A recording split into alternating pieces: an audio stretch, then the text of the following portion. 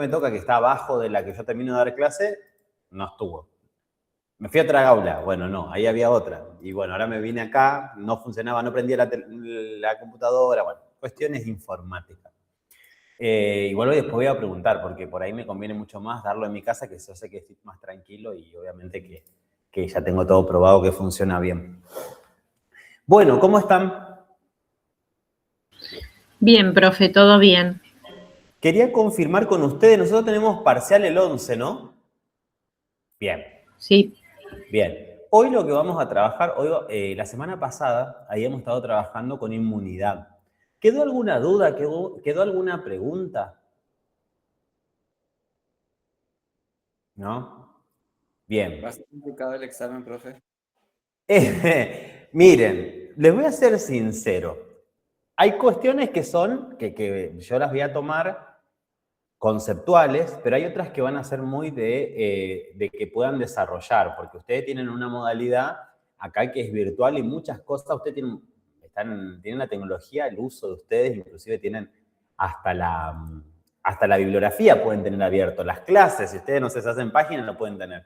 Así que, obviamente que voy a hacer honor a eso, no le voy a preguntar un concepto que yo sé que lo pueden copiar y pegar. Así que bueno, hay algunas cuestiones que van a ser bien puntuales. Aquel que ha tomado mucho apunte y aquel que ha tenido, porque vieron que en clase dimos un montón, por ahí le va a resultar un poquito más conocido. Hay algunas preguntas que son textuales como las trabajamos en clase.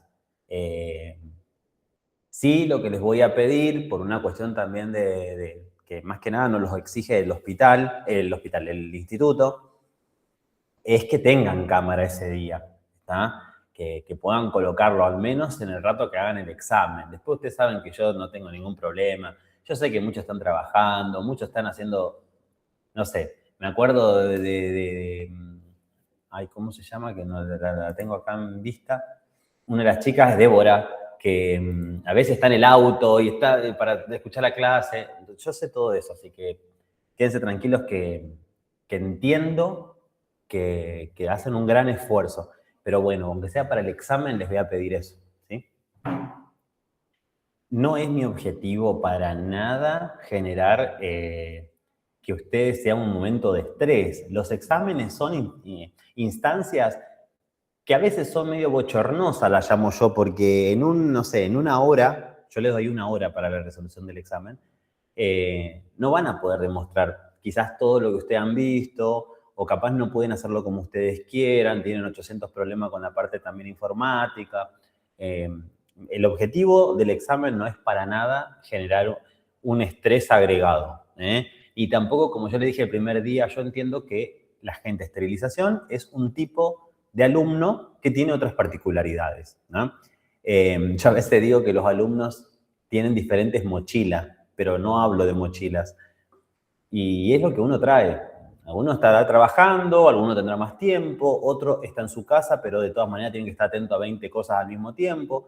Entonces, no es para nada el objetivo que ustedes vengan a complicarse. Por el contrario, lo que a mí me interesa es que se lleven quizás conceptos nuevos. Si ustedes me dicen, yo me llevé un concepto nuevo, no importa que hayan sido 10 temas y solamente uno haya quedado. Aunque haya quedado uno, a mí me sirve, ¿no? Y ese es el objetivo que tengo. Bien, nosotros la semana pasada habíamos trabajado con inmunidad y yo les dije que vamos a hablar de una patología, en este caso de una condición que era el VIH, ¿sí? Que era el VIH. Más o menos lo fuimos tocando en varias oportunidades al VIH, pero como que nunca nos adentramos en poder desarrollarlo, ¿eh? La idea de hoy es esa y empezar con un nuevo concepto que es la ergonomía, ¿sí? ¿Qué es la ergonomía? Porque ergonomía va a entrar en el examen de la semana que viene, no de la otra, del 11. Bueno, de VIH... Profe, una preguntita. ¿Nos vas Sí. a dar los temas de lo que vas a tomar o No, es todo lo que vimos? todo. Por ejemplo, dimos conceptos de antisepsia que yo les nombré al inicio, están en este caso los pilares. Yo de lo que me falta acá subir, bueno, enfermedades transmisibles todo, riesgo todo. me va a faltar subirle algo de inmunidad, eso me va a faltar, subirle un apunte de inmunidad y esto de VIH que les voy a subir ahora, que lo vamos a ver ahora, ¿no? Y ergonomía, pero ergonomía todavía no lo vimos, así que eso no lo voy a subir. Pero todos los conceptos y todo lo que trabajamos en clase lo vamos a evaluar. Bien, ahora vamos a adentrarnos un poco en el VIH. Quiero que me cuenten ustedes qué conocen de VIH, pero no solamente el hecho de decir, bueno, la transmisión es lo que menos por ahí nos interesa, pero ¿qué conocen del VIH como patología?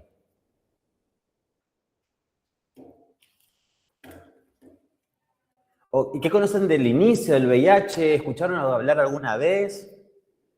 ¿Conocen de algo?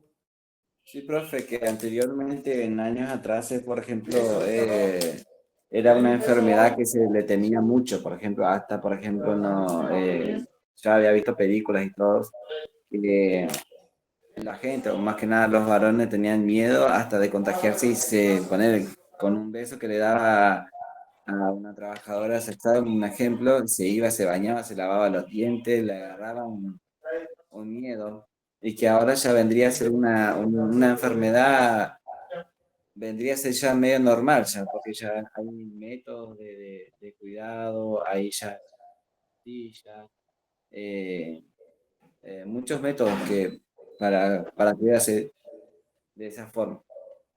Aparte Bien, ahora, por ejemplo, ahora se está probando vacunas para, eh, no para tratar, sino para curar la enfermedad. para tratar la enfermedad, para tratar la enfermedad. Ya Bien. para curar, ya Para, como sería para curar, sí, hay análisis, en este caso se están haciendo estudios. Acá en Rosario inclusive hay una institución que lo está haciendo con pacientes que tienen, en este caso, VIH. Bien, algo para marcar. No sé si es que es algo más normal en realidad, es hoy día una patología dentro de las crónicas que podemos llegar a encontrar. Normal no, porque bueno, hay una transmisión. Entonces, normal como tal, normal no, pero sí tiene en este caso hoy una aceptación como si fuese otra enfermedad crónica. ¿Por qué claro, digo normal no? la Sí, respuesta. claro. ¿Por qué no digo normal? Porque sigue teniendo el estigma, Richard. Sigue teniendo el estigma y te puedo asegurar que cuando encontrás un paciente que te dicen tiene VIH, todos nos empezamos a mirar, empezamos a ver el material, inclusive, ¿por qué no? A veces te enojas si tu compañero no te avisó, y como que todavía nuevamente tenemos que traer eso de Atlanta 1987 que yo les comentaba al inicio de todos los pacientes y su fluido, independientemente del diagnóstico y el motivo, son posibles fuentes infectativas. Bueno, cuando llega un paciente con VIH, seguimos todavía mirándolo y ahí queremos aplicar mayores normas de bioseguridad o aplicar, en este caso, normas de bioseguridad, cuando en realidad no lo hacemos en lo habitual. Y quizás en lo habitual me toca trabajar más con un paciente con VIH que si el paciente viene y honestamente dice, tengo esta condición. No es una enfermedad, es una condición tener VIH, ¿sí? Porque enfermedad vos tenés que cursar sintomatología, una clínica, hay todo una serie de pasos y de cambios que suceden. Acá no, acá el paciente que tiene VIH tiene una condición la cual tiene que ser tratada y ya. Pero como bien dijiste, Richard, cambió la concepción. Todavía en una parte de la sociedad y todavía en una parte de la comunidad médica sigue habiendo estigma, porque imagínense que todavía tenemos en el imaginario todos esos conceptos que nos los pusieron nuestros abuelos, nuestros padres, de la peste rosa, de la marginalidad, solamente la homosexualidad, el resto no existía. Bien. ¿Alguien más? ¿Qué más conocemos del VIH? Así como personales de salud. ¿Qué más? Se originó en los chimpancés y pasó al ser humano, al humano, y a partir de ahí, bueno, se empezó a tratar. Y Bien. se hicieron descubrimientos porque no se sabía de dónde provenía ni cómo tratarlo. Bien, ¿y sabemos más o menos cómo es que se originó en un chimpancé, en un simio? Yo calculo que porque hicieron,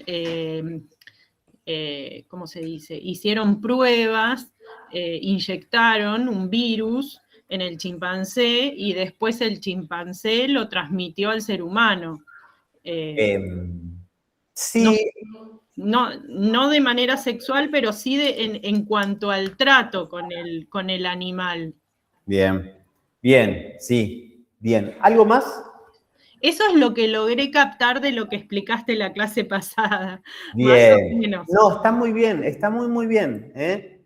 Está muy, muy bien. ¿Algo más? Que debilita al sistema inmunitario, profe. Debido al sistema inmunitario, bien. Retrovirus, Por ahí, para aportar, ¿no?, lo que decía Richard, que en el ambiente de salud es como que uno normaliza un poco más el término. Yo vengo acá, hablo a mi familia y se horrorizan de que lavamos material con HMA. Es normal, le digo, tenemos todos los elementos de protección, es habitual a lo que hacemos. Lo hacemos todos los días. sí, y muchas veces está bueno generarle al paciente la comodidad para que lo pueda decir y no el hecho de decir, che, con el pesar, vos sabés que tengo VIH. No, al contrario, de poder decir, che, mira, si vos me decís, no pasa nada si querés decírmelo o no, pero si yo te doy la confianza a que quizás quiera decírmelo, significa que estoy haciendo algo bien, porque yo me voy a cuidar de todas maneras, ¿eh? Yo me voy a cuidar de todas maneras. Me lo digas o no me lo digas, yo me voy a cuidar porque para mí todos los pacientes tienen todo, ¿eh? ¿Está bien? ¿Algún otro concepto? Retrovirus, por ejemplo.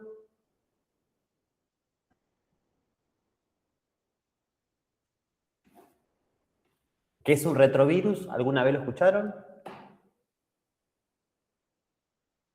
¿Así? La Retrovirus. pastilla que usan para contrarrestar el virus del HIV es la retroviral, es una pastilla. Bien, bien. Eso que dice Richard del retroviral o antirretroviral es porque el VIH es un retrovirus, ¿sí? El VIH es un antirretroviral, ¿sí? El VIH tiene un retrovirus, ¿sí? Que el retrovirus, ¿qué significa? Que en su componente tiene una enzima, esa enzima se llama transcriptasa inversa, así, uy, estoy quedando aquí al lado, acá. Transcriptasa inversa, que lo que hace es darle la posibilidad a ese germen. Recuerden que los virus no tienen vida, son simplemente segmentos de partículas con material genético, de dar la posibilidad de cambiar su material genético, es decir, pasar de ARN, ácido ribonucleico, a ADN y viceversa. Esto no es un detalle menor. ¿Por qué? Porque es la herramienta principal que utiliza el VIH para poder camuflarse. Por eso se dice que el VIH es un gran simulador. ¿Por qué? Porque tiene la posibilidad de generar esto, que su oponente, que en este caso es el sistema inmunológico, no pueda detectarlo, porque cuando ingresa cambia su material genético. Eso lo constituye como un retrovirus, el hecho de tener una enzima que le permita cambiar su material genético. Bien, algo importante que dijo Caro recién, ella dijo se originó en los simios, se originó en los primates. Sí, pero hubo dos teorías antes. Por un lado, la Unión Soviética dijo que lo habían hecho los estadounidenses en un laboratorio en Estados Unidos y que lo hicieron para poder controlar lo que era la salud mundial. Eso quedó descartado. ¿Por qué quedó descartado? Porque cuando suscitó la guerra y estuvo la Unión Soviética, eso lo hizo con la KGB. La KGB prestó toda su batería de prensa para afirmar eso, se afirmó. Eso se llamó la Operación de Denver. La operación de Denver, lo voy a escribir con mayúscula, de Denver. Ese fue un plan que se orquestó para que el mundo diga esto surgió en un laboratorio en Estados Unidos. Así como también hubo otra teoría que fue la de la vacuna de la poliomielitis. Decían, en la vacuna de la poliomielitis se inocula en determinadas vacunas este virus nuevo de inmunodeficiencia para controlar a la población y reducir la población mundial. Fueron teorías. Como bien dijo Caro, y lo vimos ya, se originó en los primates, ¿sí? Sí, Richard. Puede ser también que haya otra teoría, profe, de una transfusión de sangre, no habiendo sangre para transfundir a un paciente, lo hicieron del simio. No, en realidad había inclusive coloquialmente otra teoría que hablaba, como dijo anteriormente Caro, más del aspecto sexual. De hubo un contacto directo de una persona con un simio, bueno, no. En realidad, ¿cómo se logró primero desmitificar esto de lo que fue la operación de Denver y lo que fue la vacuna de la polio? Porque apareció una persona que fue Robert Redford, así, Robert Redford, que les cuento, Robert Redford fue un adolescente, falleció a los 16 años y era un paciente hemofílico. Cuando él aparece, no aparece en el 1981 como cuando surgió, en este caso, la epidemia y hablaban todo de la peste rosa. Todos decían la peste rosa, la peste rosa. Y yo les dije a ustedes, era por el sarcoma de Kaposi, era un cáncer de piel que surgía en pacientes inmunodeprimidos. Y era la neumocistis carini, neumocistis carini, que surgía en los pacientes que tenían un sistema inmunológico deficitario. Ahora, Robert Redford fallece a fines del 67, entre el 67 y el 69. Entonces, ¿qué demostró? Que ya 20 años antes de lo que se estipulaba, ya hubo casos. ¿Por qué? Porque él murió de un sarcoma de Kaposi.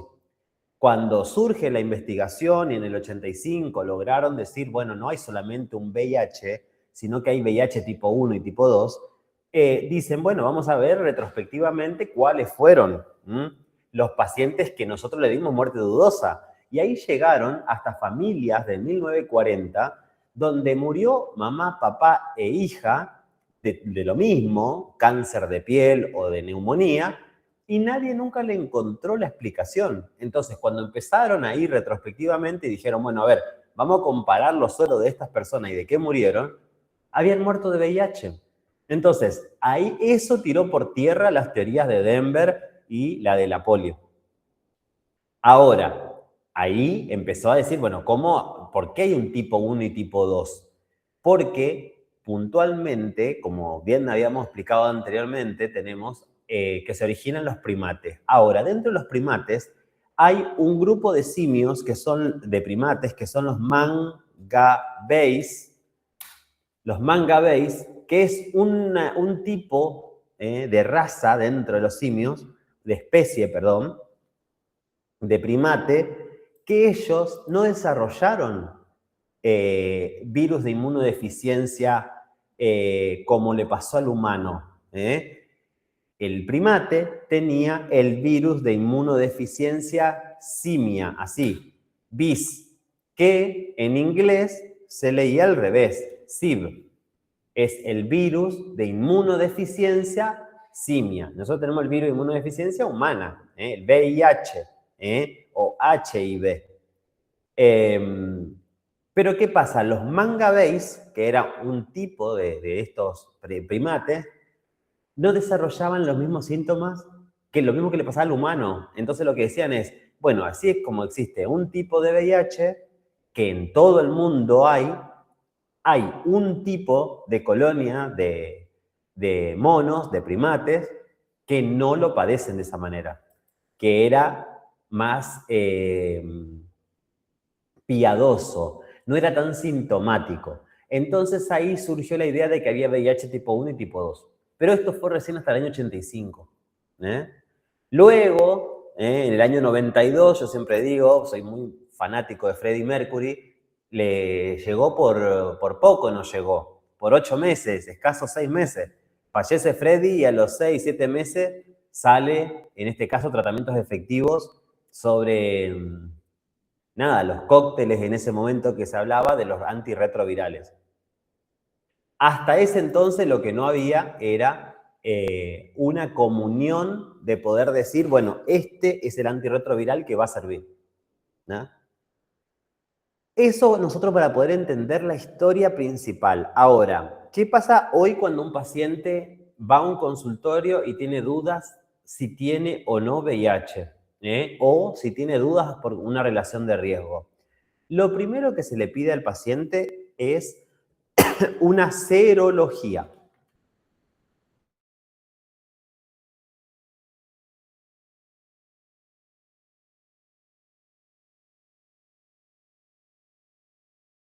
No sé qué toqué, pero se me fue. Una serología. A ver, ahí está. Una serología al paciente. La serología van a ser, en este caso, estudios sobre enfermedades que pueden ser, en este caso, infectotransmisible. ¿Cuáles son? VIH, hepatitis B, hepatitis C, Chagas, sífilis. La detección de esas patologías que tienen un origen de transmisión sexual, ¿tá? Obviamente siempre con el permiso del paciente, con la autorización del paciente. Recuerden la ley 26.529, que es la ley de protección de paciente.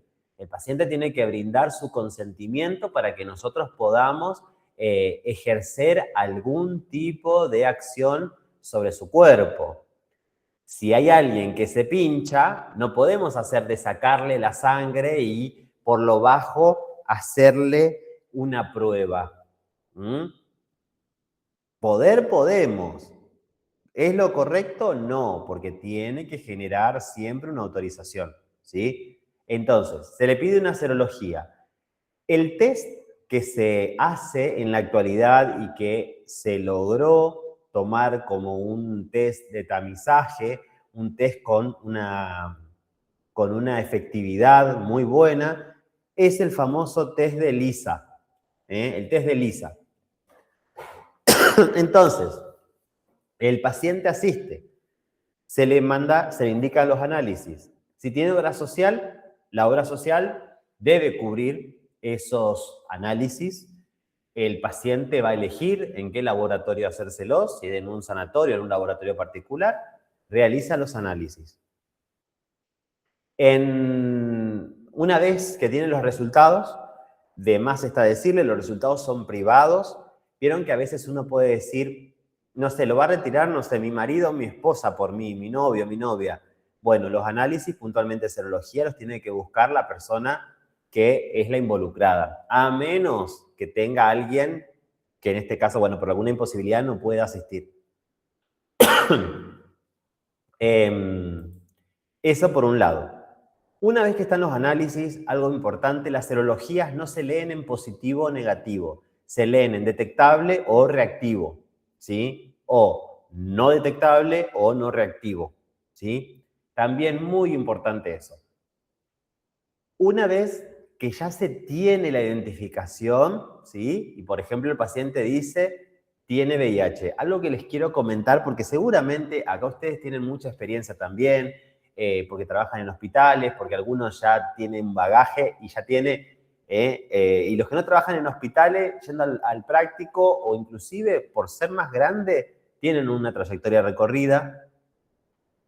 La contención que tienen los infectólogos es algo aparte. Habitualmente los médicos a veces tienen como la fama de no todo ser tan explicativo. Bueno, los infectólogos tienen que ser bastante contenedores y bastante empáticos con las personas, porque usted imagínense que un diagnóstico de estas características puede representar un golpe enorme para una persona.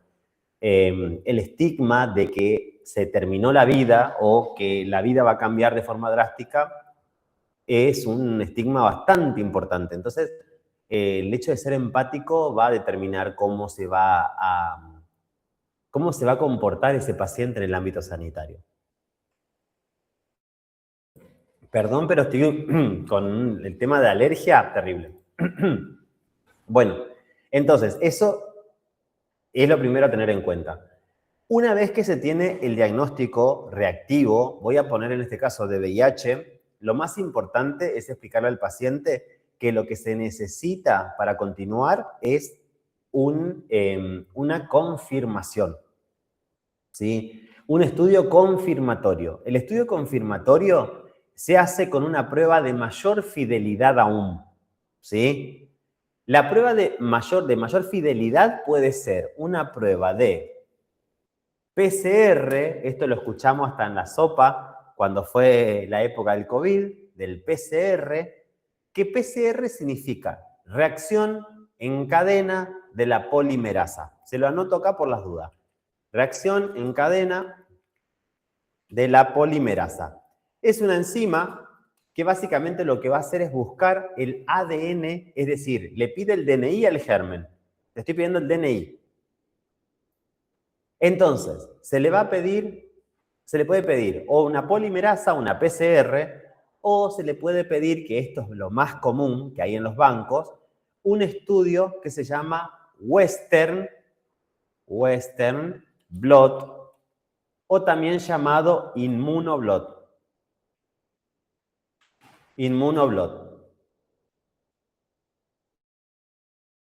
Este Immunoblot lo que hace es confirmar el primer resultado. ¿Está? Si el Immunoblot da no reactivo o no detectable, puede suceder que lo que haya pasado es que haya dado un falso positivo. No es de lo más común, pero puede suceder. ¿Está? Dentro del ámbito sanitario, 2 más 2 no es 4. Sí, decime, Caro. Profe, primero se hace el estudio de Western Blot y después se confirma con el PCR o se puede hacer uno de los dos. No, el ELISA y habitualmente el que se pide siempre es el Western Blot. Pero si no se pide el Western Blot, se puede pedir un análisis de PCR. ¿Está? Pero el que confirma el confirmatorio es el Western. Bien, entonces, con el Immunoblot hecho, con el Western Blot hecho es lo mismo, con ese resultado, ahí recién se confirma la condición de este paciente. Al paciente se le van a pedir 3 cosas una vez que se tiene esta detección. Primero, se le va a pedir una radiografía de tórax. La segunda es una ecografía del abdomen.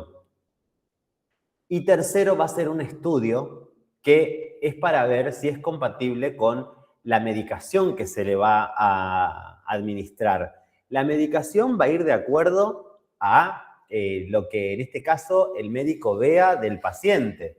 Lo más importante a saber de un paciente es la carga viral y si es, en este caso, compatible con el tratamiento que le van a plantear. ¿Por qué le digo esto? Porque hay muchos pacientes que son alérgicos, por ejemplo, a la lamivudina, que es una droga que se utiliza muchísimo en los pacientes, es un antirretroviral.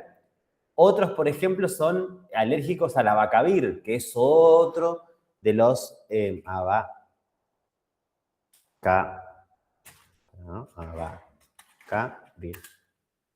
Entonces, lo primero que hay que ver es que no genere daño, ¿sí? En ese análisis que le va a pedir al paciente, le va a pedir un perfil hepático. En el perfil hepático se le pide las 4 pruebas de las enzimas hepáticas para ver que el hígado esté en condiciones de recibir esta medicación.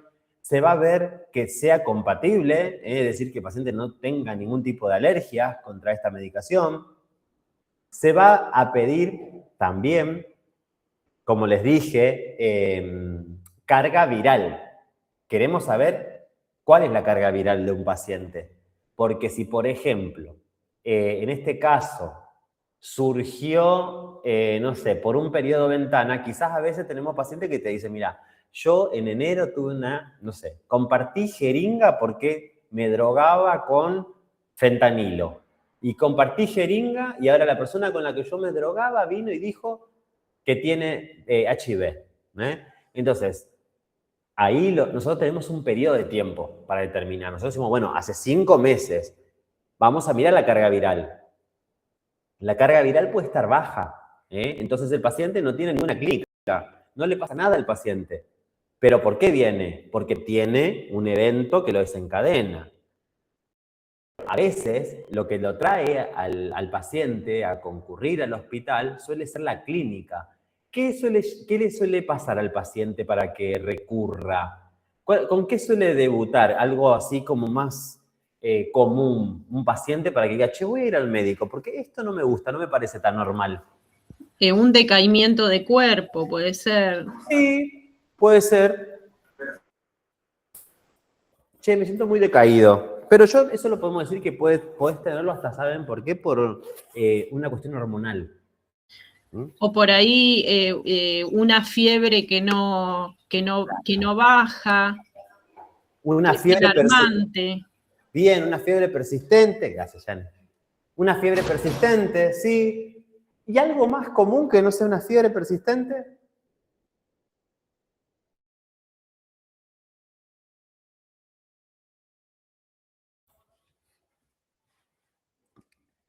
Les puedo asegurar que consultan más por eso que por una fiebre. Porque la fiebre, por ejemplo, no sé, yo tengo una fiebre hoy y le echo la culpa a la ¿Inflamación de ganglios? Bien. Linfadenopatía. Linfadenopatía.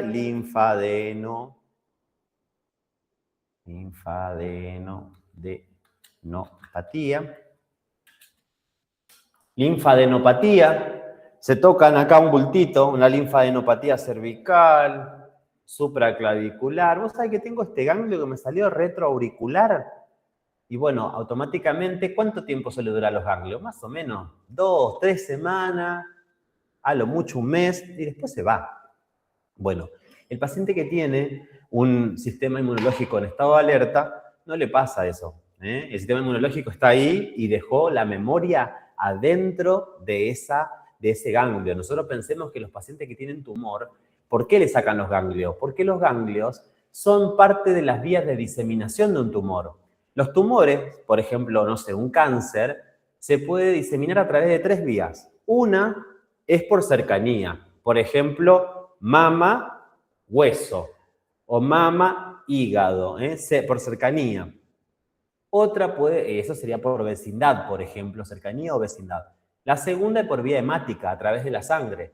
Y la tercera a través de los ganglios. Vos a un paciente que tiene un tumor, le dejás un ganglio y ese ganglio puede llevar la información de este tumor y seguir generando células malignas. Entonces, a veces el paciente consulta porque te dice, yo tengo esto, pero no me duele, pero mira cómo lo tengo. ¿Y hace cuánto lo tenés? Y lo tengo hace 3 meses. Eso no es normal. Hay que ver qué sucedió. Bueno, vamos a pedir un análisis de sangre. A veces el glóbulo blanco no se ve alterado porque el cuerpo después lo empieza lo toma como si no fuese nada. Primero se defiende, pero después lo toma como nada. Entonces, ahí viene la serología y ahí viene el tema. Entonces voy a decir, ¿pero cómo? Si a mí yo nunca me pasó nada. No, pero bueno, ahora vos tenés esta adenopatía que es el resultado de que tu cuerpo se está defendiendo de algo. ¿Sí? Bien. El paciente, entonces, es muy importante saber la carga viral. ¿Qué carga viral tenemos? Los estudios, los mejores estudios con la sensibilidad más alta que tenemos actualmente, lo que nos miden es, miden hasta 34 copias de virus. Hasta 34 copias de virus. ¿Eso qué quiere decir? Que una persona que tenga 15 copias, 30 copias, el resultado va a venir con rayitas, no 0, viene con rayitas.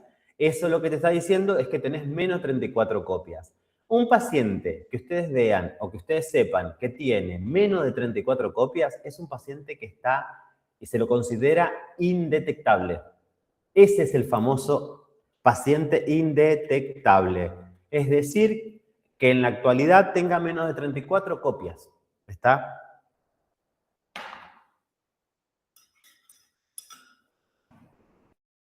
Bien, entonces, una vez que se tiene eso, tiene la serología, está completado, vino perfecto. Bien, se medica el paciente. Después hay un protocolo que por el primer año, cada 3 meses, van a tener que hacer, en este caso, una revisión. Se le va a pedir carga viral, se le va a pedir perfil hepático, es decir, las 4 pruebas hepáticas para ver que el paciente está bien. Y por protocolo se le pide la VDRL. ¿Qué es la VDRL? Es una prueba para detectar sífilis. Es una prueba para detectar sífilis, ¿está? Eso por el primer año.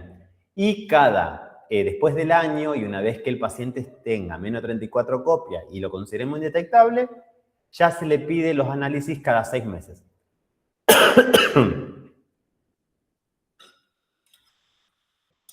¿Estamos? Se asegura el sistema de salud de cargarlos a los pacientes. ¿Les hablé del código alfanumérico? Sí, ya les hablé. Bueno, se le puede asegurar, en este caso al paciente, la confidencialidad a través del código alfanumérico. Y con eso ya debería estar asegurada la confidencialidad. ¿Dónde ataca el retrovirus? En el CD4. Recuerden que el CD4 le daba intervención a 2 vías. Por un lado, al linfocito B para que los anticuerpos salgan y destruyan, o al linfocito T8 más para que vaya y destruya a través de la vía, en este caso, celular. Pero, ¿qué pasa? El virus, en este caso, ataca acá. Entonces, lo que sucede es que cuando se replica el CD4, también se replica el virus del VIH. Por eso, muchas veces, ustedes van a ver que a los pacientes lo que se les pide es la relación CD4-CD8. Porque si el CD8 está atacando mucho, puede constituir una enfermedad autoinmune. Están las hepatitis autoinmunes. Está que muchas son de origen del sistema inmunológico. ¿Estamos? Bien. ¿Hay alguna duda, alguna pregunta? ¿Algo que le haya quedado? Profe, ¿vos me podrías repetir bien los estudios y los análisis que se hacen? Sí. ¿De diagnóstico o que se le piden una vez confirmado? No, cuando va el paciente porque todavía no sabe si Sí. tiene o no el virus. Vamos a suponer que tiene una adenopatía y en este caso el médico tiene alguna duda, lo que hace es solamente yo creo que les hablé del CIE-10. El CIE-10 es una codificación global. Entonces, cuando el médico coloque linfadenopatía o adenopatía cervical, le va a habilitar para que pueda pedir, en este caso, serología. Se pide la serología. En la serología, por ejemplo, para el VIH, se pide el test de ELISA. El test de ELISA se realiza, tiene una alta sensibilidad, pero existe el periodo ventana. Entonces, si el indicador de ELISA, el test, viene reactivo, yo lo que tengo que hacer es una confirmación. Y lo hacemos con un análisis de mayor fidelidad. Y ahí se utiliza el inmunoblot, inmuno o western blot. Una vez que ese da reactivo, ahí recién se activan los análisis.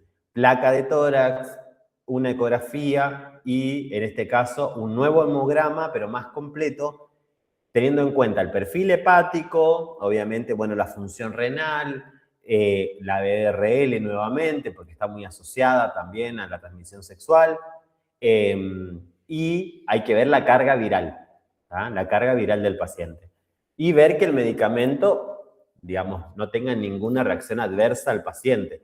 que yo les conté, en la época del 80 y pico, 87, 89, había medicación. Pero como no se tenía en cuenta que había muchas personas que le podía hacer mal, terminaban con falla hepática o falla renal, ¿no? Y bueno, fallecían de eso. Bien, ¿estamos entonces hasta acá? ¿Sí? Terminamos con VIH, porque ya la semana pasada habíamos dicho, acá lo terminamos de repasar. Hoy vamos a comenzar un tema nuevo que salté porque el próximo tema que seguía era hepatitis, pero quiero cruzar hepatitis para poder meternos en ergonomía, porque ergonomía es parte del examen, ¿está? Entonces, quiero algunos conceptos ya empezar a charlarlo con ustedes. ¿Conocen a qué se hace referencia como ergonomía? ¿Escucharon alguna vez hablar de ergonomía? Yo escuché, pero de las sillas ergonómicas para la computadora. Sí. Es un tipo como de comodidad, de bienestar. Bien, pero está bien eso, Caro. Es bueno, lo hablaste en la silla. Hay algunos que lo habrán escuchado quizás en las almohadas, ¿eh? O en las almohadas inteligentes que le llaman. ¿Qué más? ¿Alguno escuchó en alguna otra?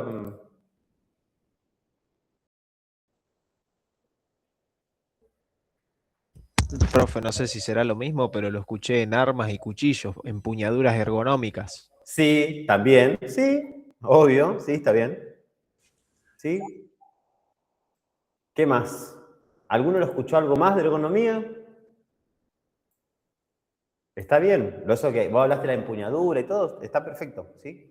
En seguridad y higiene, profe, cuando la forma de levantar una caja, por ejemplo, de la silla, como estaba diciendo Graciela, Bien. de la posición de cómo tiene que estar parado para lavar un material y todas esas cosas, la altura del lavado, todas esas cosas. Bien, ahí Richard hizo, digamos, puso en ejemplos a la ergonomía. Dijo la altura de la bacha de lavado, el peso de las cajas. ¿Qué más? ¿Qué más? ¿Qué más habías dicho, Richard? ¿Alguien más puede? Las sillas que había comentado Graciela, por ejemplo. Las sillas, bien. Bien. Todo lo que la postura, profe, también. Las posturas, ¿sí? Eso también entra dentro de otro concepto que se llama mecánica corporal, que acá hay enfermeras, así que la mecánica corporal lo tienen incorporado todo el tiempo con un montón de cuestiones. Bien, la ergonomía, primero y principal, es una ciencia que se encarga de trabajar con los requerimientos que tiene que tener el trabajo con respecto a la persona que ejerce el trabajo, ¿sí? Es una ciencia que es una ciencia pensada para la adaptación, Acá nosotros vamos a poder ver, fíjate acá está la silla que habrás nombrado vos anteriormente. Sí, Debo. ¿Es lo mismo que decir higiene postural? Es similar, digamos, la postura y la aplicación y el uso de la postura pertenece a la ergonomía. No sé si es lo mismo, es parte de la ergonomía. La educación de la postura es parte de lo que estudia la ergonomía, ¿sí? Que ahora lo vamos a ver, pero es parte de lo que estudia, es el inicio.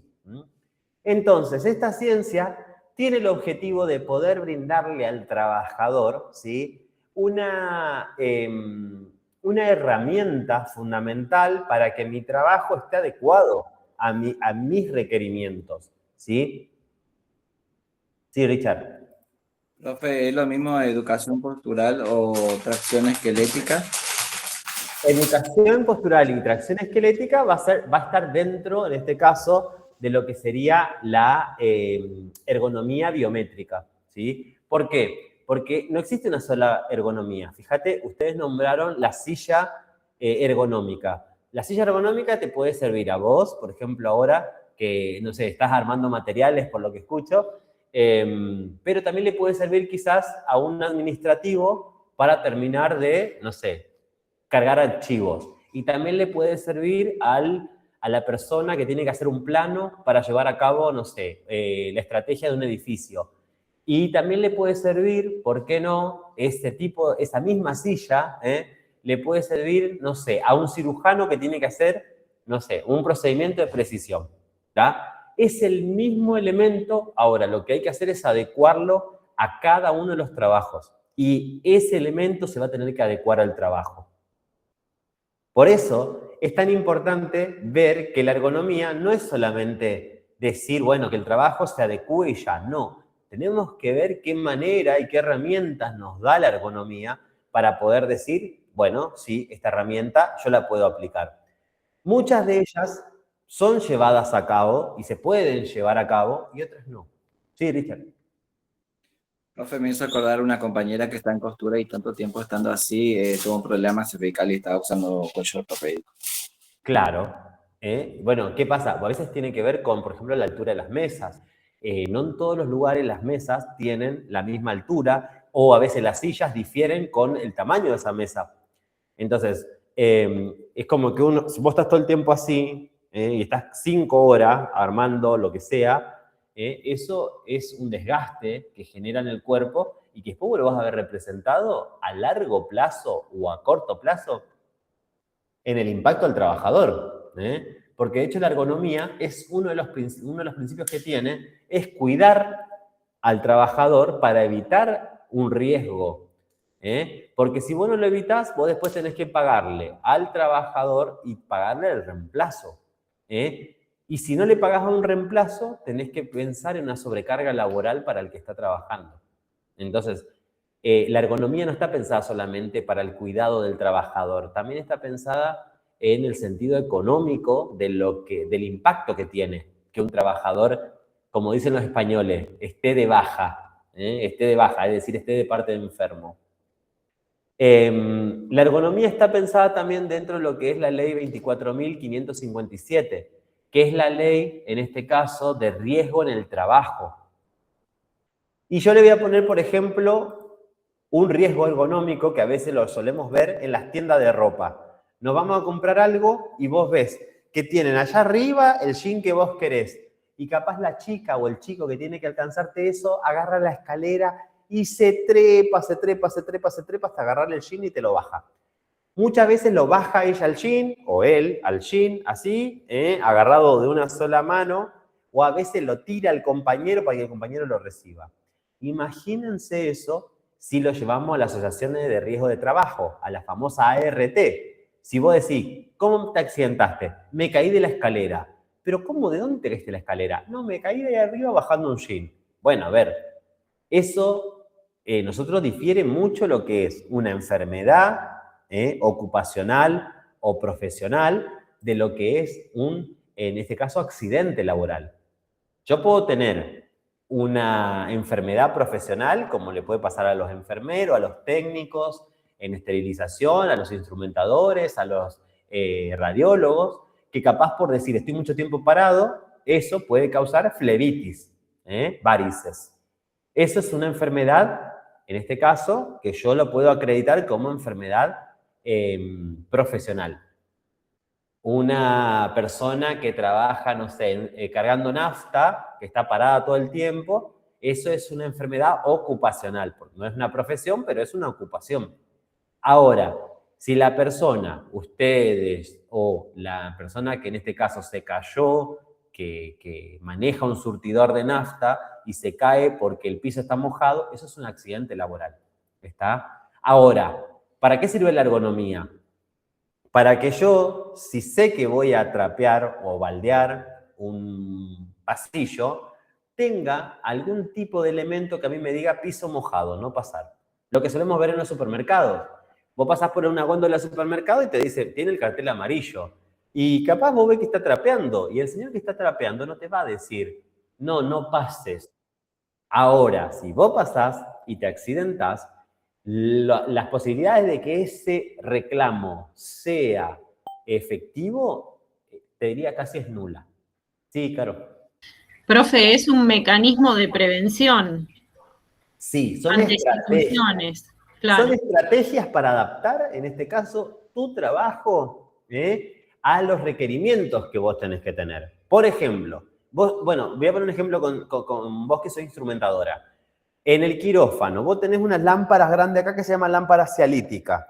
Si vos la lámpara cialítica, no sé cuánto medís, pero por ejemplo, no sé, tenés cirujanos que miden 1,85 m como yo, ponele, y vos tenés la lámpara cialítica acá y se la dejás acá porque es el máximo que te dio tu brazo para acomodarla, la persona se da vuelta, ¡pac!, se la pega en la cabeza. Eso es un daño ergonómico. ¿Por qué? Porque en realidad lo que teníamos que haber pensado ahí es que necesitamos alguna estrategia para que vos, que sos más baja, no acomode la luz a un hombre de 1,85 m.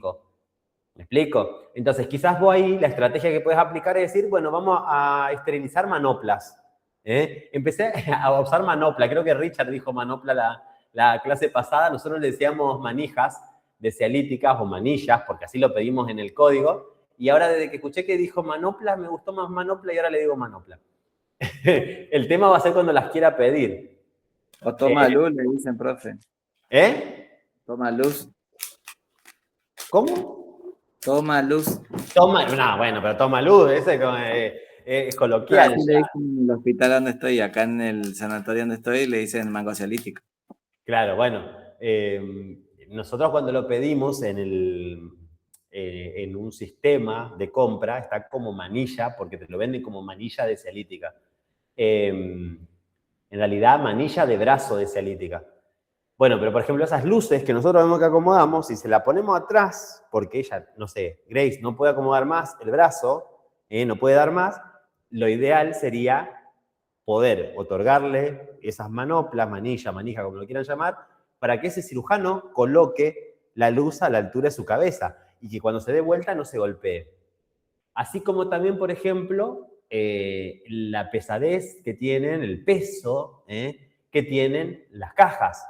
Si yo tengo una caja de 18 kilos, por más que yo diga, bueno, pero son 6 pinzas, te dicen algunos. Sí, pero si me pone un martillo que pesa 800 gramos, ya en eso tengo casi 1 kilo. Entonces, eso, ¿quién lo va a movilizar? Tiene que venir, no sé, ahí la veo a Aida. Aida con la caja así.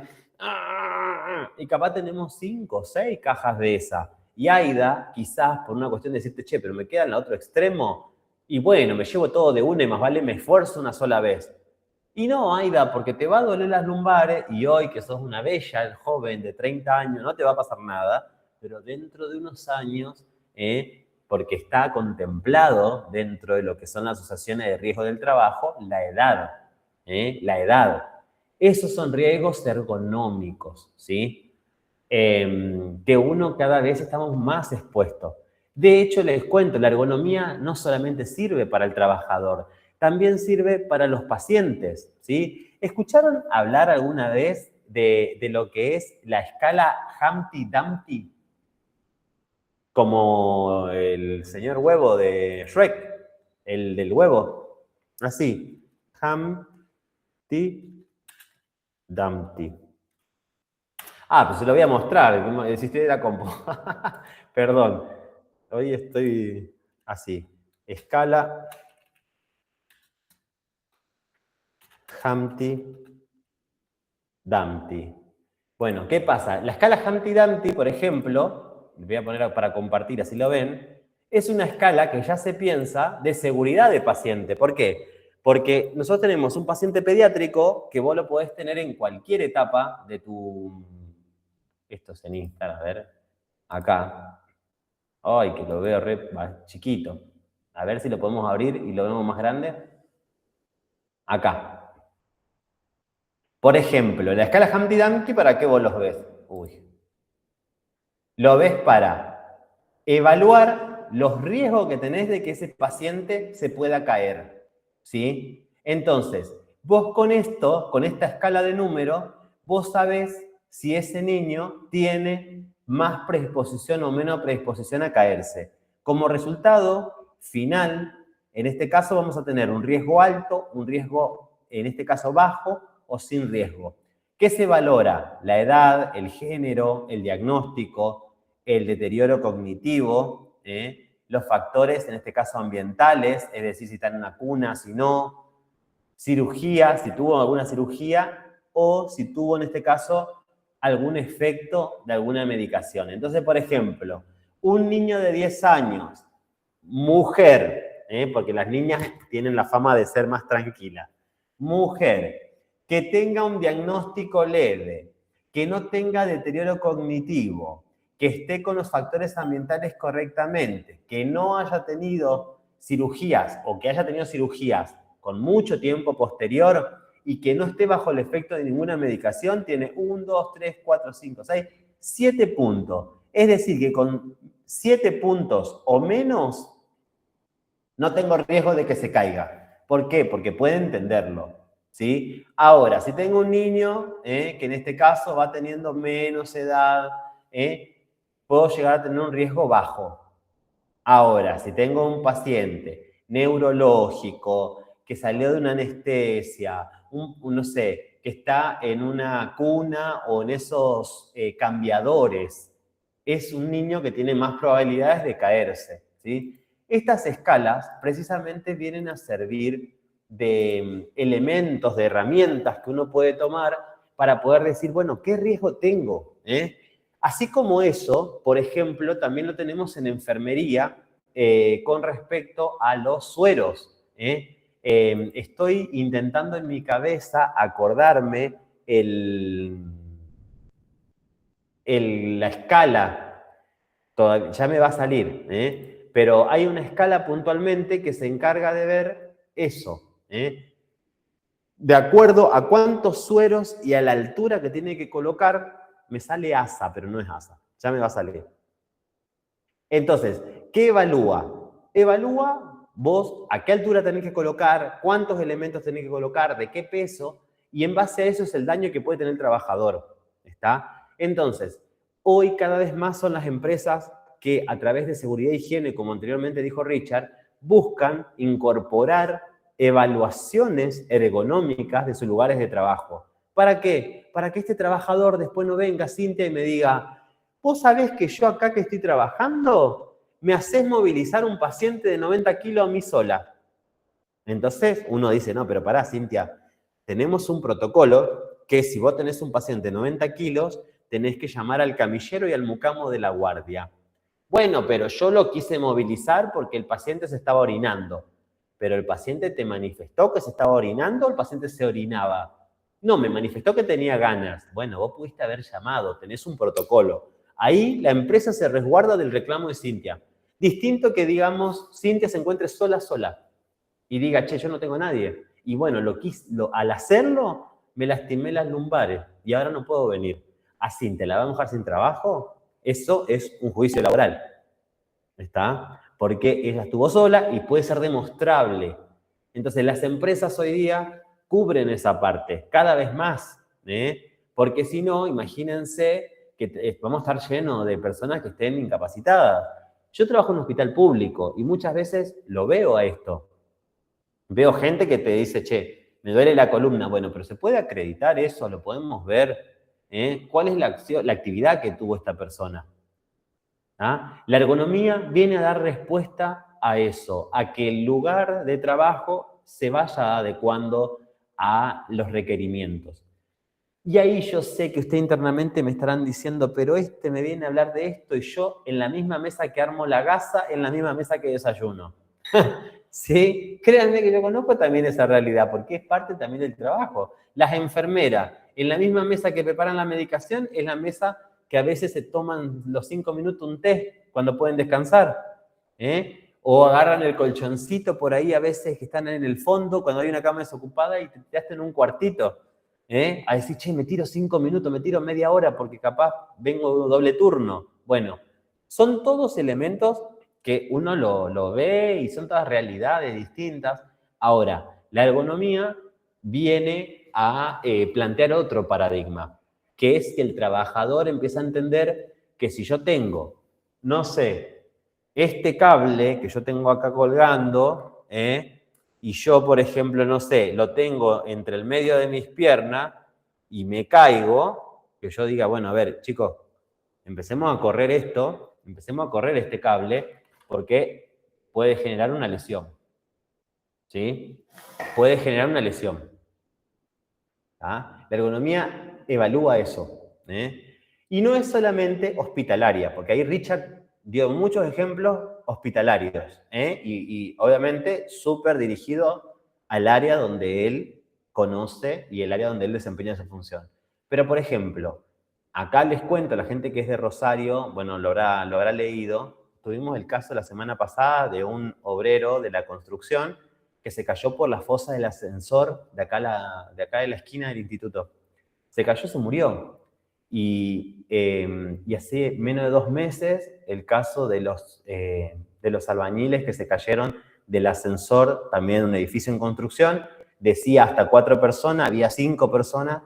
Obviamente que le echan la culpa a los obreros, pero bueno, también hay que ver a veces el contexto. Así como eso, hubo casos en enero de un señor que estaba queriendo colocar un aire acondicionado y no tenía el arnés colocado, se cayó, también falleció.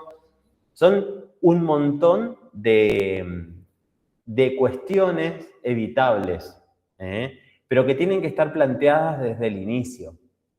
¿Cuáles son los requerimientos? Por ejemplo, nosotros nunca nos dimos, si yo le digo, por ejemplo, a ver qué otro riesgo ergonómico pueden ver en una central de esterilización, aparte de los que ya dijo Caro y Richard. La inhalación de gases. Sí, la inhalación de gases. ¿Y saben cuando le decimos gases? La selladora nomás, que es un plástico.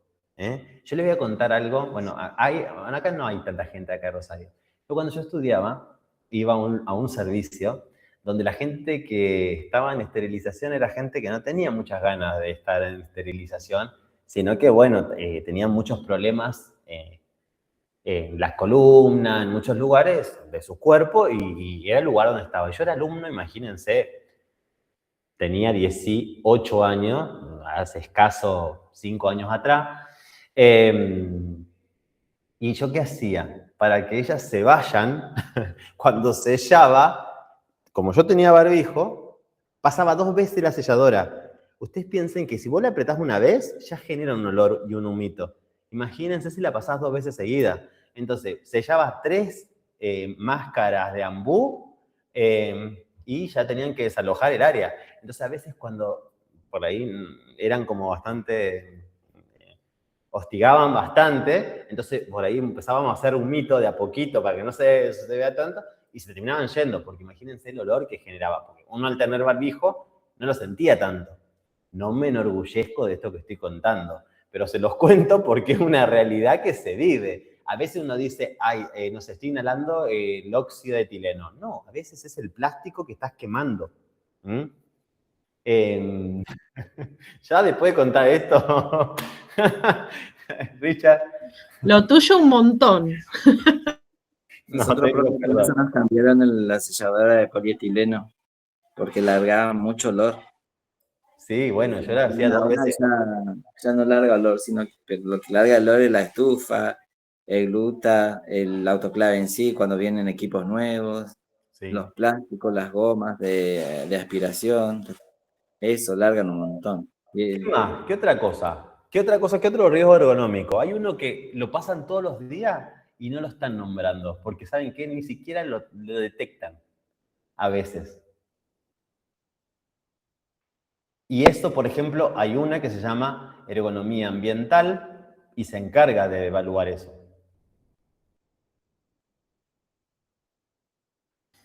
La pelusa de las gasas puede ser cuando la pelusa de las gasas puede ser, sí. Cortás.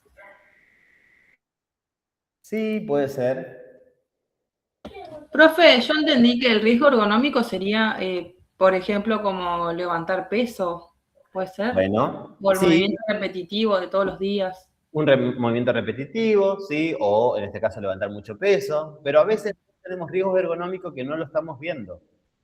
Y les voy a poner un ejemplo, la contaminación lumínica.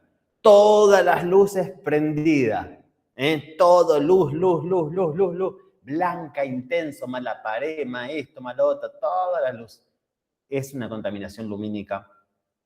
La contaminación acústica, el aire comprimido, el aire comprimido representa un daño enorme, que cuando vos después termina tu día y vos empezás a relajar tu cuerpo, vos decís, che, no sé por qué me duele la cabeza. Y no sé si no hiciste nada hoy, estuviste sola trabajando. Vos no querías trabajar sola y capaz dijiste, lavé 10 cajas.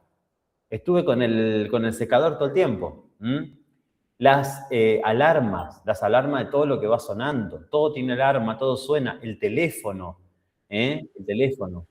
Profe, yo he estado en esterilización una jornada completa y tenés que estar siempre atento a los ruidos, en este caso del autoclave, para saber cuándo corta y hace los vacíos, que hace un ruido, y cuando no lo hace, por ahí estar precavido, como cuando uno va en el auto y sentís que por ahí ves algún ruido, notás algún ruido raro del auto, lo mismo. Exactamente igual, y a veces inclusive decir, che, nos hizo ruido, ojo, porque capaz abortó el ciclo, hay que ver, miremos, o suena el timbre, suena el teléfono, suena el autoclave, alguien está sopleteando, y vos decís, pero no entiendo por qué estoy irritable. Eso se encarga, por ejemplo, de la ergonomía ambiental, de poder evaluar en el trabajo qué tipo de riesgo tenés, ¿está? ¿Cuál es el riesgo de la actividad que vos estás realizando? Y poder generar una estrategia. ¿Para qué? Para optimizar no solamente el trabajo, sino también la calidad de trabajo que va a dar, en este caso, el personal. Bien, entonces llegamos a los diferentes tipos de ergonomía. Como les dije, acá tenemos la ergonomía ambiental, que vemos las condiciones ambientales. A veces trabajamos con mucho calor, ¿no les pasa que a veces el cuarto de máquina hierve, pero el que está doblando gasa o el que está armando material está en un lugar con camperita, todo así doblado, porque a veces también nos toca trabajar a veces con gente que tiene más calor, menos calor, entonces es como que uno se tiene que adecuar a todo. Entonces, esa condición ambiental impacta directamente sobre el trabajador. También la carga visual y de alumbrado, esto que le estaba diciendo, la gente que trabaja constantemente con la computadora, todo el tiempo ahí mirando. A mí me pasa de que, por ejemplo, en pandemia me saturó, me saturó el hecho de tener que ver tanto el tema de las correcciones. Entonces, a nosotros del instituto me decían, bueno, a ver, pedirle trabajos. No, ¿qué vamos a pedirle trabajo? Imagínate vos no sé, yo le pido trabajo a ustedes, trabajo a la gente en hemoterapia, trabajo a la gente en radiología, la instrumentación, y para el fin de semana tengo 140 trabajos para corregir, me estás cargando. No es ergonómico para nadie ese tipo de trabajo. Quizás puede venir a reducir y vos decís, bueno, chicos, no sé, le presenté un artículo, le tiro un par de consignas, háganla. Y yo capaz estoy una hora mirando acá el techo. Pero después yo tengo que corregir esos 140 trabajos, de todas las carreras. Lo que quizás yo lo hice en una tarea simple en un momento, después termina generando la famosa sobrecarga laboral. Y la ergonomía viene a trabajar sobre eso. También el ambiente sónico y en este caso, cronoergonomía con respecto a las horas de trabajo. Ustedes seguramente ya lo tienen súper claro, pero ¿cuánto tiempo tiene que pasar al menos entre un turno y el otro?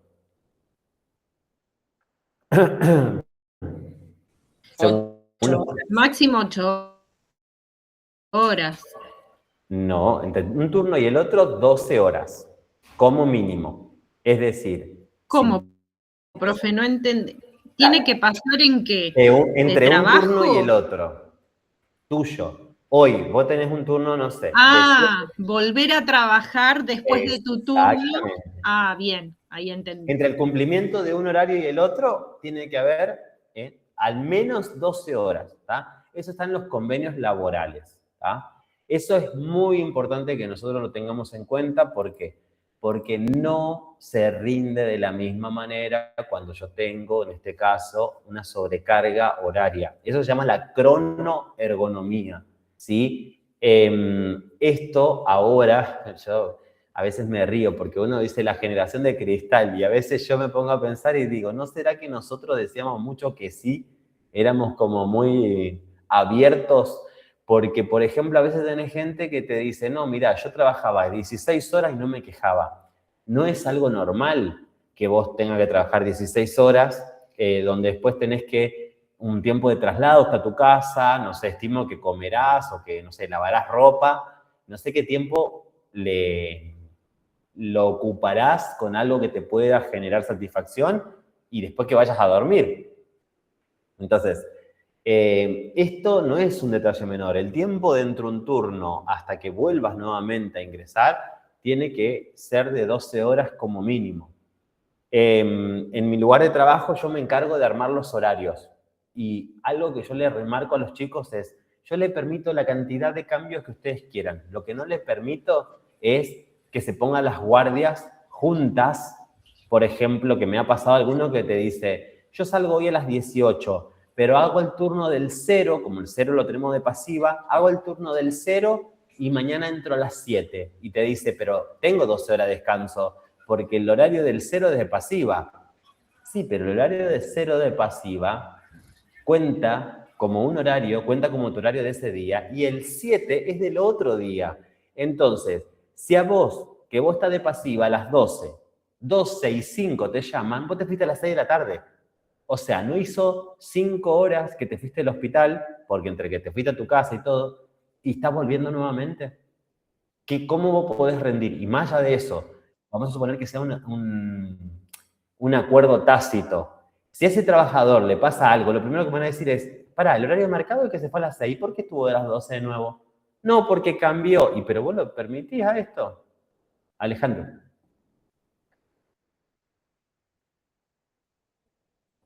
¿Ale? Uy, se fue Ale. Eso también, que es algo para nosotros pensar y evaluar. No es solamente el hecho de decir, bueno, ustedes arreglen los horarios. Yo soy una persona que siempre le doy la libertad de decir, ustedes cambien la cantidad de veces, pero hay algo que no les permito, que hagan ese chanchurro. Porque, por ejemplo, cuando los llamaron a las 12 y 5, el mensaje al otro día a las 7 de la mañana es, Mario, no puedo ir porque estuve toda la noche trabajando, porque entré 3 cirugías. Y yo qué tengo que decirle, esto es problema tuyo, porque si tu horario era a las 7 de la mañana, porque te fuiste a las 6 de la tarde el día anterior, que vos no podés no cumplirme, porque hiciste el 0 de pasiva. Profe, por más que no te llamen en una pasiva, la atención por el estar pendiente de la llamada, eso cuenta también. Sí, tal cual, como vos lo decís, y aparte es una disponibilidad que vos tenés que tener para ese lugar. Porque vos no sos libre de dejar el celular en silencio, por ejemplo. Entonces, es una disponibilidad. La disponibilidad se paga y por lo tanto se cumple. Entonces, por eso es muy, muy importante que nosotros lo empecemos a asumir como tal.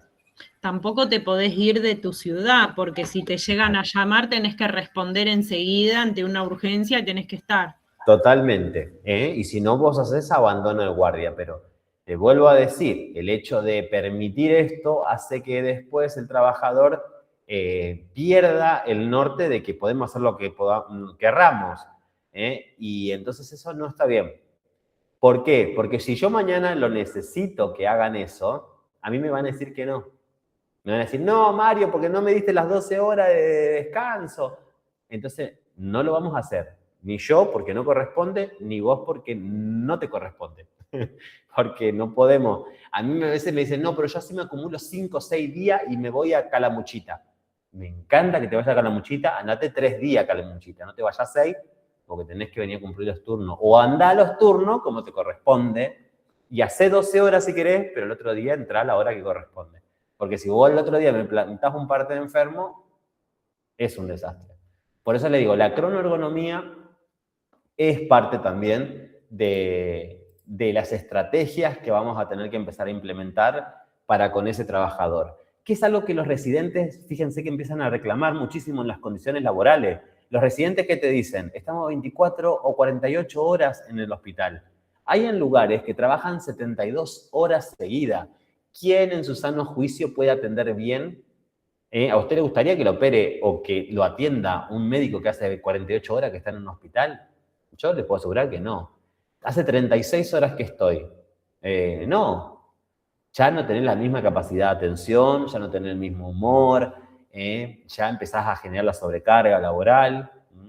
Entonces, la ley es es bastante clara en eso. Ahora que se debatía que ley de horas, lo que sea, banco de horas, yo no puedo decirle a una persona hoy, quédate 16 horas porque no tengo gente y mañana entra a las 8 y te va a las 10 de la mañana. Porque quizás yo mañana también te necesito. Por eso es importante que uno empiece a ver y decir, bueno, ¿dónde está la gestión del trabajo? Si yo tengo un parte enfermo, lo ideal es que alguien venga y cumpla la función de esta persona. Si no tengo quien lo cumpla, la atención no puede ser la misma. A veces pasa que hay en ciertos lugares donde te dicen, che, faltó un compañero, bueno, vamos a tener que arremangarnos todo porque vamos a tener que hacer todo nosotros. Y sí, pero está re lindo, pero vos te vas a remangar porque habitualmente el jefe no se remanga. A mí, por ejemplo, ayer me llamaron a las 11 de la mañana porque vamos a empezar a tener, por la seguridad de paciente, la pulsera electrónica. Vamos a tener una pulsera con código QR, que bueno, que acá yo sé que hay muchos que trabajan ya en centrales y en lugares que utilizan, pero nosotros vamos a tener las pulseras así con código QR, ¿no? Entonces ahí tenemos toda la historia clínica del paciente. Y está genial eso, pero yo a las 11 de la mañana tuve que dejar a mi compañera. Entonces, ¿yo qué hice? A las 10:15 de la mañana, andá a desayunar. No, pero yo me tomé un yogur ahora. No, andá, sentate, desayuná, tomate algo, no sé, o volvé a tomar algo, porque yo necesito que vos te quedes hasta las 2 de la tarde. Y yo no te voy a poder venir a tomar para que vos a las 12 vayas y comas algo. Entonces andá, sentate y tomarlo y hacerlo ahora. ¿Está? Es parte de la planificación. Algo que yo siempre les remarco es, una cosa son situaciones que son evitables, como por ejemplo en este caso, la organización, y otras muchas son cuestiones de índole organizacional. Por ejemplo, las vacaciones, que es un tema que muchas veces lleva al estrés laboral. El estrés laboral puede ser algo pasajero. Una persona puede estar estresada porque, no sé, en este caso, en el trabajo no le dieron la fecha que querían para las vacaciones y eso le pudo haber causado un estrés. Ahora, distinto es cuando esto se empieza a agravar con un montón de situaciones que son evitables. ¿Está? Las vacaciones es algo que es organizacional, habitualmente uno lo charla y trata de llegar a un consenso, lo mismo las fiestas. Cuando eso no sucede, lo que hay que por ahí poner en valor es que tiene que primar la organización del servicio. Y eso le va a pasar a usted en esterilización como le puede pasar a cualquier otro servicio. Dentro de esta ergonomía, me gustaría que nos centremos en esta que es un poquito lo que ustedes habían estado hablando anteriormente, que era de la biomecánica, la operatividad, el confort postural, la carga física y la antropometría. Es decir, básicamente la educación de la postura frente a ciertos factores que son parte de la labor diaria. Por ejemplo, el traslado de las cajas, el cargado de los autoclaves, el corte, ¿por qué no?, de alguna pieza de gasa, el lavado, ni hablar, la renovación de los materiales, las vibraciones, ¿por qué no?, que eso también entra en lo que es la ambiental, las vibraciones. Pero en la ergonomía biométrica algo que se pone en valor es la postura. Nosotros estamos muy acostumbrados a adaptarnos a la mesa, adaptarnos a la silla que tenemos, adaptarnos a que si no tengo respaldo, no tengo respaldo. Bueno, también está bueno poder pensar qué daños trae a largo plazo. Hoy quizás para ustedes decir, bueno, pero a mí no me compran una silla, pero yo lo que siempre pregunto es, ¿hicieron pedido de sillas? No, porque no las compran. Vuelvo a preguntar, ¿pero hicieron el pedido? Sí, lo hicimos hace como 3 años. ¿Y lo volvieron a pedir? No, porque no las compran. Pero, ¿ustedes hicieron el intento de volver a pedirlo? No. Bueno, yo siempre tengo el concepto de que una tortilla se hace rompiendo muchos huevos, ¿sí? Si vos tenés una tortilla y querés que salga alta, rompé muchos huevos. Y a veces hay que romper muchos huevos, Hay que machacar 1, 2, 3, 4. A nosotros en el hospital no nos compraban los aislantes auditivos. ¿Qué haces? Presentás una nota con copia, te lo firman y guardás una. La próxima vez, mira, te lo pedí hace 3 meses, te traje la nota nueva y la nota que me dijiste acá que iba a haber. Y otra vez, y otra vez, y otra vez, hasta que en un momento, probablemente capaz ni te lo compren, pero vos se lo estás llevando y le llevas, che, mira la cantidad de veces que te lo pedí. Es parte también de la gestión que uno hace del recurso de los elementos. Lo que está mal es cuando nos acostumbramos a decir, bueno, no nos van a comprar otra cosa. Esto es lo que tengo, ya está. Yo lo veía en las enfermeras de la guardia, en la guardia vieja de nuestro hospital. Tenían palos de suero que eran acá, eran para Noelia Pompa. Medían 1,5 metros. Claro, imagínense, pobre gente, que cada vez que tenían que levantarlo hacían fuerza y venían los camilleros y el mucamo, y un día se armó un problema porque el mucamo le dijo, no, pará, ahora vengo a ayudarte a destrabar el palo de suero, y la enfermera se enojó porque dijo, me trató mal, y capaz en este caso el camillero no tenía ganas de hacerlo, y vos decís, che, ¿por qué no pedí un palo de suero que funcione? Entonces, la ergonomía viene a prestar un poco la herramienta para que uno cambie, por así decirlo, el contexto de ese trabajo. Y cuando uno lo puede cambiar, al menos entender cuáles son. Porque el gran problema surge cuando yo no sé si puedo hacer algún cambio. Y yo naturalizo que lo que estoy viviendo o que me pidan que me cuelgue a una escalera para bajar un gym es lo normal. O que esté pisando los cables pelados de la camilla es normal. O que mi paciente, no sé, o que mi camilla no tenga baranda. La baranda para, en este caso, para poder generar el stop, eso no es normal. ¿Está? Cuando empezamos a naturalizar eso, es cuando empezamos a trabajar con riesgo. ¿Y saben qué? En cuanto se le caiga a un paciente, ahí van a empezar las culpas. Y vos le hiciste reclamo y se lo dije a fulana, que es mi jefa. ¿Tu jefa elevó? Yo lo hablé en persona con el dueño del sanatorio. Ah, ¿y está en nota? No. Lo que no está escrito no existe. No existe. La palabra es hermosa, sí, para los poetas. ¿Ah? Para el resto de los mortales, lo que está escrito. Lo dejamos escrito por ahí y ya está. Bien, ¿alguna pregunta, algo que quieran acotar? ¿Algo que quieran sumar a esto? ¿Sí?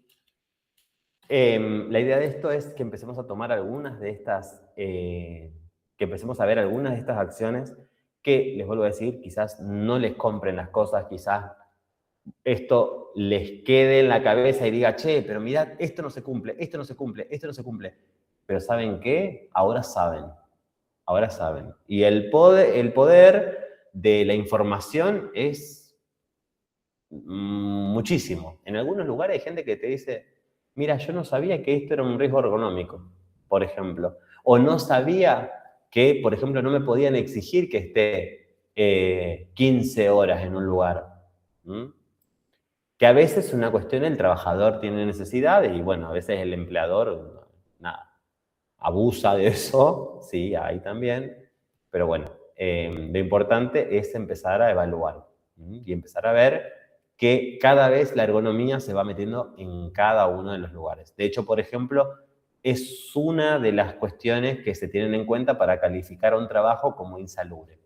Decir, che, trabajo con alta temperatura, es un trabajo insalubre. Trabajo en un lugar con, no sé, con materiales descartables, con nylon, con polietileno, bueno, son lugares insalubres, con, no sé, con hierros, o con desechos. ¿No?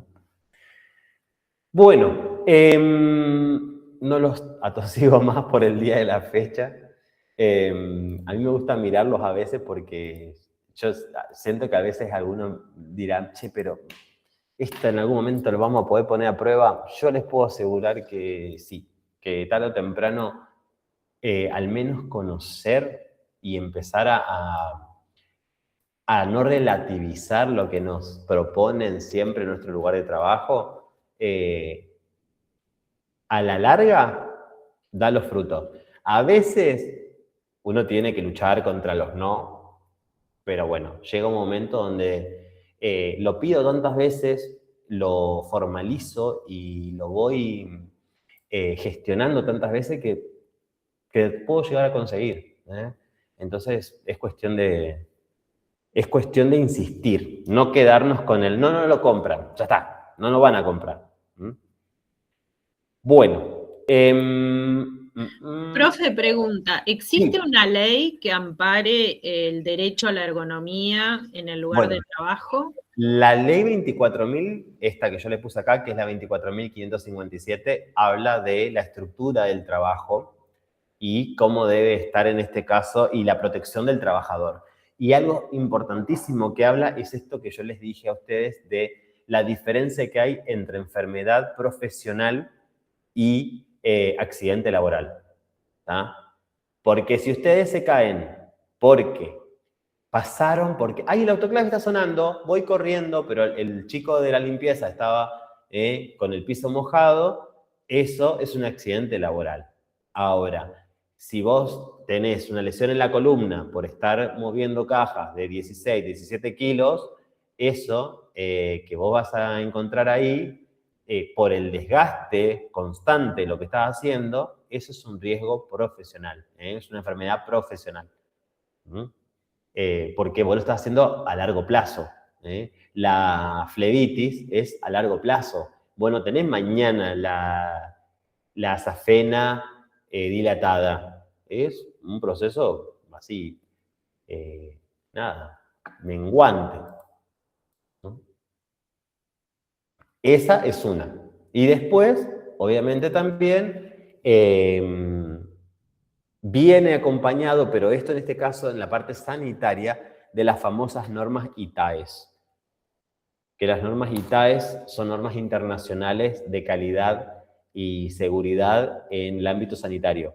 Entonces, por ejemplo, en las normas ITAES, ellos, por ejemplo, si vos decís, yo acá en esta habitación quiero hacer una sala de endoscopía, lo primero que te van a decir es, bueno, ¿cuántas camas vas a poner? 7. ¿Tenés pared para 7 paneles? Y uno al lado del otro. Y te van a decir, no, porque cada uno tiene que tener una mesita de luz. Bueno, te quedan 5 camas. Bien, ¿y por dónde va a pasar el paciente para ir al baño? Y por entre medio de las 2 camas. ¿Y el paciente con movilidad reducida va a pasar por ahí, entre medio de los pacientes? No. Entonces te dice, no, esta sala te sirve para 3 camas. Con normativas internacionales, las normas ITAES, pueden hacer una bajada de línea. Y entonces, ¿qué pasa? Las instituciones, antes de aplicar para estas normas, ya hacen la evaluación ergonómica. ¿Está? Y tienen que demostrarle, en este caso, a las normas ITAES, que cumplen con el cuidado tanto del espacio, del paciente, como también del trabajador. Así que hay un montón para poder generar efectivamente cuidados ergonómicos, hay muchísimos. El tema es que a veces no tenemos cuidados ergonómicos porque nadie lo gestiona. Es como que, esto que te iba a decir, fíjense que nadie me nombró el aire comprimido, porque a veces lo tienen como súper naturalizado al aire comprimido. Y vos decís, son unas orejeras, no es que te estoy pidiendo un elemento, no sé, que cueste 1 millón de pesos. Te estoy pidiendo un elemento que a veces no llega a los 80.000 pesos. Tenés aislantes auditivos de 50.000 pesos, de 60.000 pesos. No es algo incomprable y es algo sumamente necesario. ¿Está? Y así como eso, un montón. Una silla, 100.000 pesos, 150.000 pesos para una institución, megas instituciones a veces como las que nos desarrollamos nosotros. Piensen que un material de columna vale 35 millones de pesos. Entonces, ustedes trabajan para ese tipo de procedimientos un montón. Una silla de 150.000 pesos, una cada 3 años, creo que no va a ser algo que no se pueda gestionar. Pero hay que tener la insistencia. Bien, Andrade Ignacio. Presente, profe. Bianchini Daniel. Presente, profe. Bloch Nayara. Presente, profe. Cáceres Uriel. Ahí lo había visto conectado. Castellano Débora. Presente. Centeno Yamila. Del Soto Anabela. Hoyos Verónica. Lera Josué. Presente, profe. Mancilla, Aida la vi. Presente. Paz Cintia. Presente, profe. Rodas Richard. Presente, profe. Soloaga Néstor. Vale. Presente, profe. Palacio Gabriel. Presente, profe. Vanessa, bueno, creo que Vane la tiene homologada. Castro Graciela. Presente, profe. Y Levin Yamila. Ahí la había acordado. Presente, profe. Bueno, chicos, mañana no nos vemos, así que tengan un buen fin de semana. Muchas Gracias, gracias.